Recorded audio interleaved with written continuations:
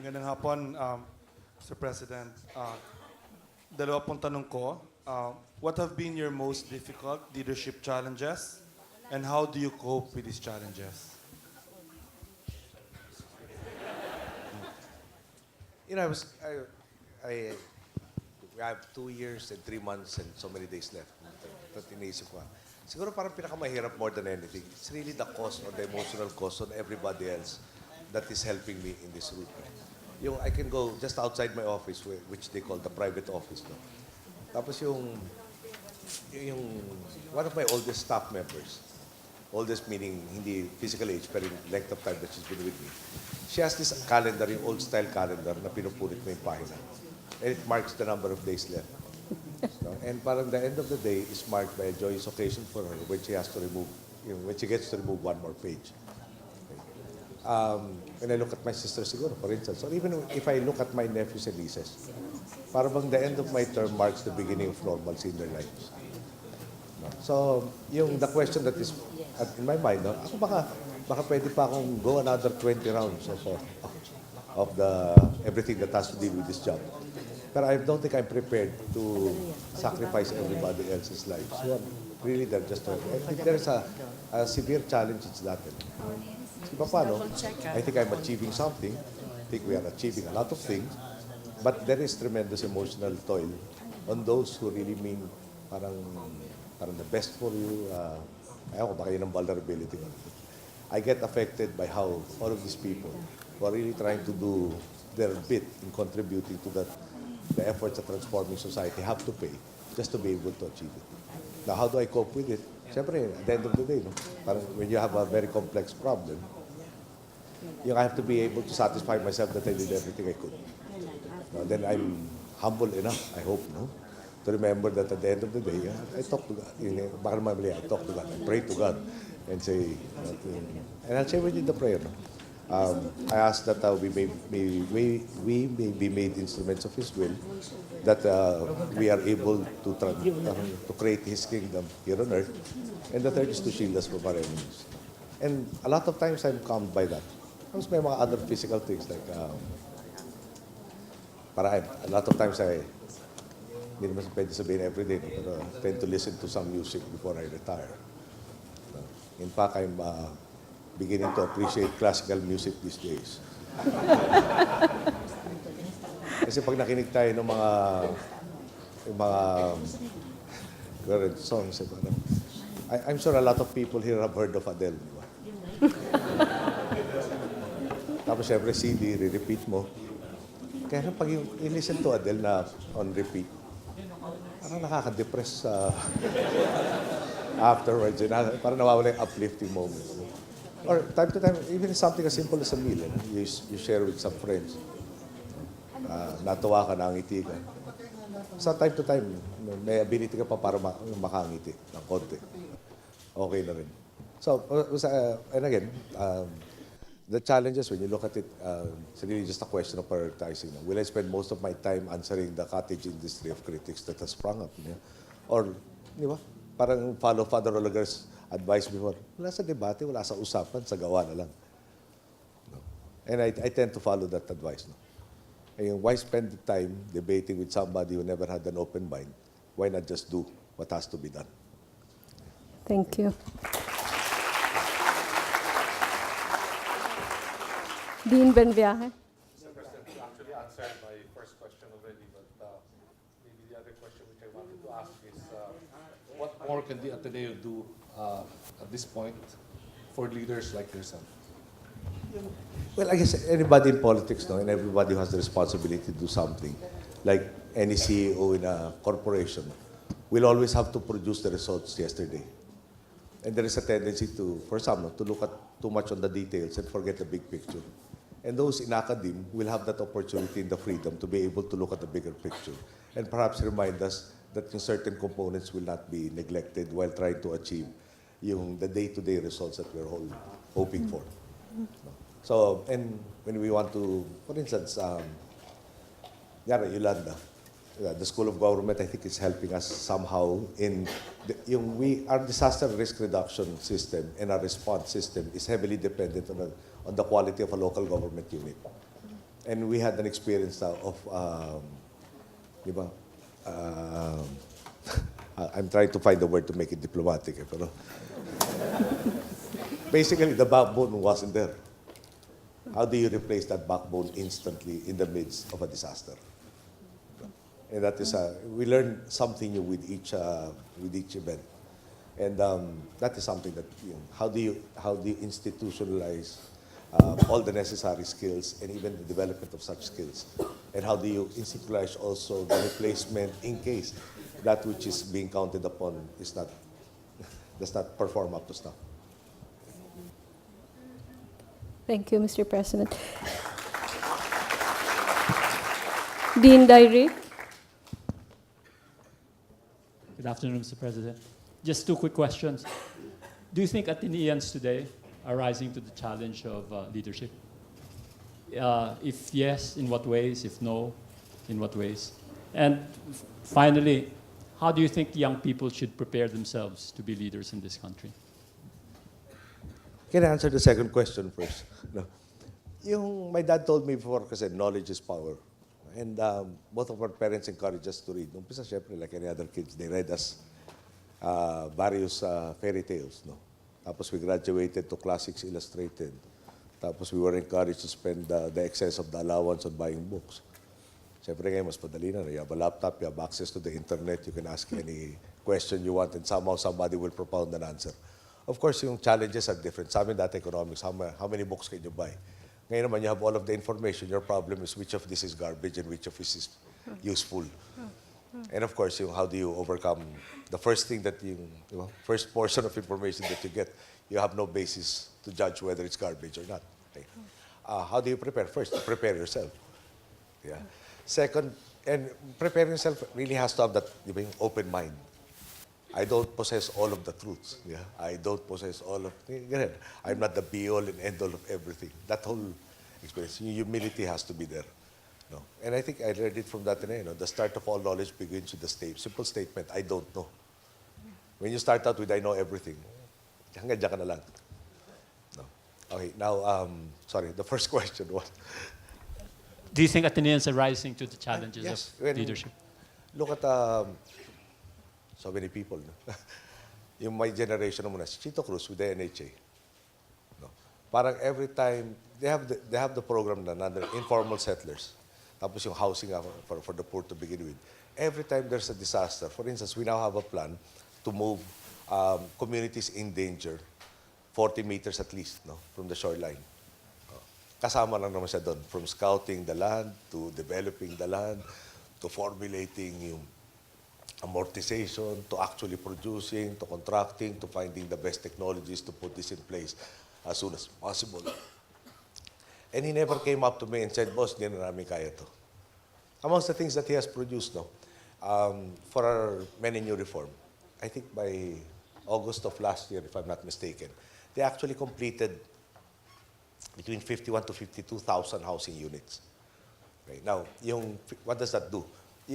If you're in the NCR, you're a policeman, you're an AFP soldier, you pay something like between 3,000 to 5,000 in rent. No? The houses that they build, they pay an amortization of 200 pesos a month, which will balloon to 1,000 pesos on the 25th year. Okay? So effectively, parang we return at least 2,800 in disposable income to these people, then we can actually demand na baka naman pwedeng bawasan natin ang kalokohan o tigilan natin ang kalokohan. No? Pero hindi in order mo lang na stick. We also have the carrot. Now, and then others. Siyempre, pag sinabi naman yung sabi ko si Butchabad, no? Dina for that matter.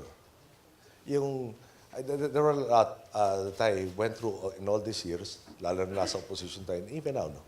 Yung opposition kasi parang easiest thing to do, criticize and complain. When you're in the administration, you have to produce. And I think we are producing. And I think I'll let the record speak for itself. No? We get all of these praises from foreign business community, from foreign political leaders, etc., on what is happening and transforming the Philippines. And Ateneo has, and its graduates have performed. No? Now, I think I'll be remiss if I don't say naman, also the Lasal component has been performing, and UP is not far behind. View from USD. So, I, baka, President Estrada at one point was talking to UP graduates. I was a congressman, then I overheard the conversation. They said, alam niyo, sa dami niyong mga taga-UP nandito, no? At hindi pa natin napa-asenso itong bansang ito, sarado na natin yung UP. He said it in a joke. No? Now that I'm an Atenean, there are a lot of Ateneans in government. No? I hope that we really fulfill on all our promises, because there might be a call to close the Ateneo naman after that, now that we've had the chance. Okay, and I'm sure that won't happen. Thank you. Thank you, Mr. President. We have students, Mr. President, who wish to ask you a question. We start with our law student, Cesario Rex Capunan, third-year law student. Good evening, Mr. President. I'd just like to ask, given the current state in the Philippines where corruption is very rampant, how can you inspire the younger generation to enter into public service? Yung mahirap naman yata natin sabihin yung very rampant. No? Dahil, I'm practically 4 years into the job. I have not been accused, let alone, wala mang intrigue na I'm into corruption. And it starts from the top. If the top is corrupt, then everybody will have a justification to be corrupt.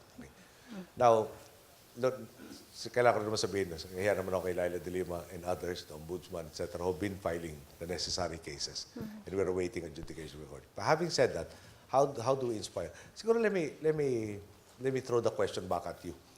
If the youth do not participate in trying to change society, and you will be the inheritors of this society, did you, by your non-participation, guarantee that that which is wrong continues? Yeah? Yung tutol, hindi sumali. O di lahat na natira, sumangayon. Tuloy ang ligaya ng ilan. Kawawa yung nakakarami. So, and if you participate, they have the money, you'll be pilloried, they'll try to dig up all of the dirt. They're not gonna meekly submit. No, they will fight tooth and nail to preserve their undue privileges. But I go back, the fundamental question is, you see something, it's wrong, no, you have two choices. You fight against it, or you accept it. Yung time namin, yung theology of liberation kept saying that. Yung how to fight an oppressive structure. So I go back, You're how old does? Mid-20 siguro. O kami naman mid. Yung natitira namin, mas konti na doon sa natitira mo. So yung problema, mas matagal kang magtitiis pag hindi natin na-solve collectively. So parang kung matutusin, dahil mas konti pang alaksa na iniinom mo, baka dapat your generation really should provide the necessary muscle, the energy, the drive.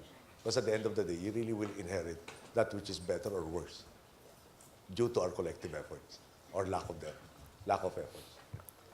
Thank you.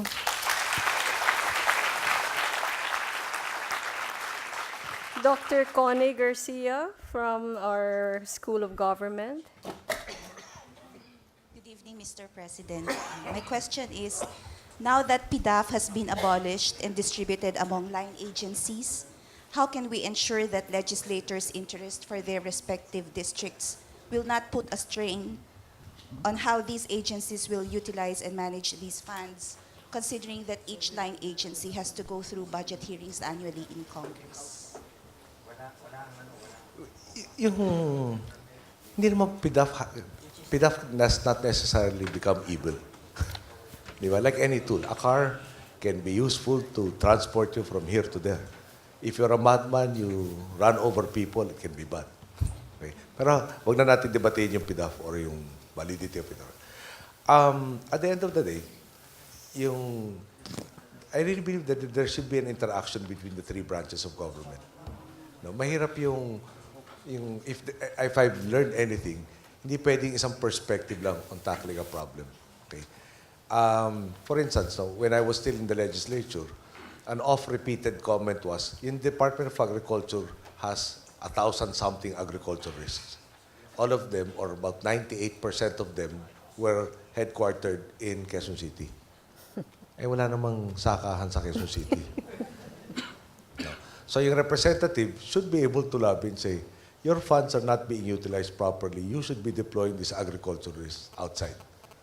Yeah. So, it starts with the quality of the politicians we elected to office. No? Then, after having done that, hindi pwedeng tinapos na natin. Tingnan natin, no? There are billboards that say such and such a project, describing it, costing, how much, duration, etc. Then we actually have we have websites, no, that encourage our citizenry to report and be our eyes and ears on all of these government projects as another check and balance. So siguro, just to be clear, at the end of the day, I really think that the best check will be how the people treat the whole issue. Okay, balik tayo. Wala kang pakialam, di ba? When the cat is away, the mice will play. No? Pero pag tayo naman nakikilahok tayo dito, when we, as a people who have collectively sovereignty over this state and who have the monopoly of power, no, we should be the ones that will tell all of the functionaries who were given parang the privilege of exercising these powers on our behalf. Di ba? Parang they should be directed as to what should and shouldn't be done. So, pag ginawa mali and we keep re-electing them into office, hindi naman natin pwede sabihin yung politiko lang ang mali. Yeah. Now, what does that mean? Yung boto ko lang. Kung nakikita mo yung problema, di ba, at meron mga hindi nakakita, parang obligasyon yata natin i-share yung ating dunong, yung ating kaalamanan. Para yung collective action, yeah, will lead to organized effort that will effect more permanency in change towards the direction that we want, as opposed to, bahala na ako sa tayo dali ng hangin. Thank you. Thank you. Our last question will be from Amanda Ongvanyo from our medical school.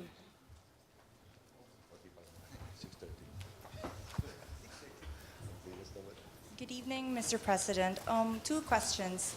What is our current status with regards to the Aquino Health Agenda, universal health care, and what are the key plans of actions for the next 2 years? Well, yung first is we want universal coverage, which means that especially for the bottom 2 quintiles of our population, which we perceive as more and more of our people, no, do not have to go into, what's the phrase, tertiary health care. Yeah. And kasama na dyan yung ating pagsang-ayon sa responsible parenthood. No? Yung education as to best practices for them. But again, just to sum it up, like everything else we're trying to do, it's to empower our people first, no? To be able to chart the courses of their lives better by giving them the necessary knowledge to improve their current lot.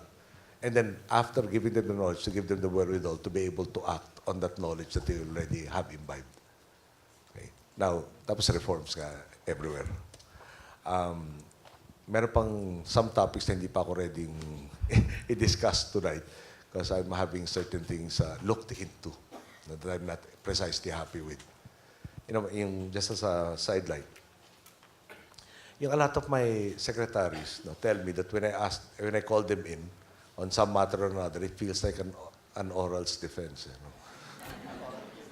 Or thesis, defense. Tapos sabi ko sa wala naman ako interest na pahirapan kayo.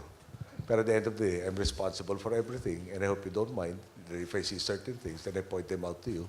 Because I hope everybody agrees that God is not amongst us. None of us are God.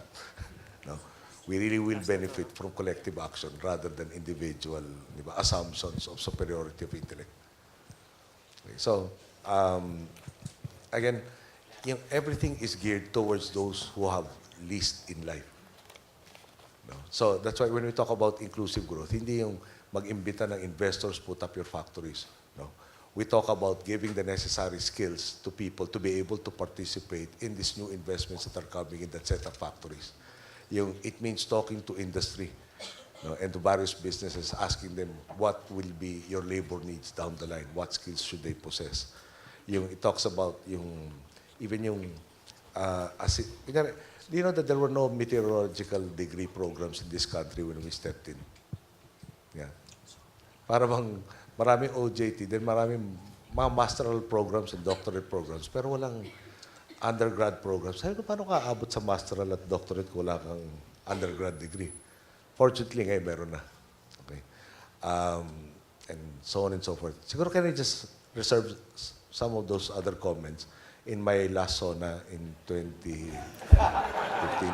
Or actually, my last speech should be June 12, 2016, Independence Day. Doon ko na sasabihin sa inyo, nung dumating ako at itong alis na ako, anong pinagkaiba. But again, I keep pressing everybody na no matter how, kunyari Yolanda, we've delivered X millions of relief goods. Sabi ko, pare-compute natin, ganito karami affected, ganito karaming araw na tumakbo, ganito kailangan ang needs sila based on these family packs, malayo pa tayo. Whatever it is, no, thank you. Baka gusto nyo more. Keep pushing. No? And I remind everybody, everything that we do affects so many lives. And conversely, things that are delayed promote unnecessary suffering, which hopefully will be minimized and minimized, and hopefully at some point in time eliminated yung unnecessary suffering. That's what we're trying to do. So all of this is not manna from heaven. Parang we want to empower everybody to be able to really chart their own destinies and give them the opportunities. And once the opportunities are there, to be able to maximize the opportunities once they come about. So that's the whole field. Education, say health, your economic opportunities, and at the end of the day, talaga dapat inclusive to growth na to, which will hopefully make them active participants in further improving the democracy that we have, so that we don't go into various experiments that are down to more suffering for our people. Okay, thank you. Thank you.